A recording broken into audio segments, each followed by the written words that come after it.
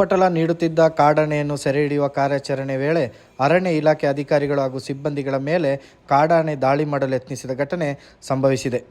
ಎಮ್ಮೆಗುಂಡಿ ಟಾಟಾ ಎಸ್ಟೇಟ್ನ ಮುಖ್ಯ ಗೇಟ್ ಬಳಿ ಕಾಡಾನೆಯನ್ನು ಹಿಂಬಾಲಿಸುತ್ತಿದ್ದ ಸಂದರ್ಭ ಆನೆ ಅಚಾನಕ್ಕಾಗಿ ತಿರುಗಿ ಅರಣ್ಯ ಇಲಾಖೆ ಸಿಬ್ಬಂದಿಗಳತ್ತ ದಾಳಿ ಮಾಡಲು ಮುಂದಾಯಿತು. ಇದರಿಂದ ಕೆಲ ಕ್ಷಣಗಳ ಕಾಲ ಆತಂಕದ ವಾತಾವರಣ ನಿರ್ಮಾಣವಾಯಿತು. ಆದರೆ ಅರಣ್ಯ ಸಿಬ್ಬಂದಿಗಳು ಸಮಯ ಪ್ರಜ್ಞೆ ತೋರಿಸಿ ಸುರಕ್ಷಿತ ಸ್ಥಳಗಳಿಗೆ ಸರಿದುಕೊಂಡ ಪರಿಣಾಮ ದೊಡ್ಡ ಅನಾಹುತ ತಪ್ಪಿತು. ಬಳಿಕ ಶಾರ್ಪ್ ಶೂಟರ್ ಅರವಳಿಕೆ ನೀಡಿ ಕಾಡಾನೆಯನ್ನು ನಿಯಂತ್ರಣಕ್ಕೆ ತರುವಲ್ಲಿ ಯಶಸ್ವಿಯಾದರು. ಈ ಸಂದರ್ಭ ಅರಣ್ಯ ಇಲಾಖೆ ಅಧಿಕಾರಿಗಳು ಹಾಗೂ RRT ಸಿಬ್ಬಂದಿಗಳು ಅದೃಷ್ಟವಶಾತ್ ಪ್ರಾಣಾಪಾಯದಿಂದ ಪಾರಾದರು.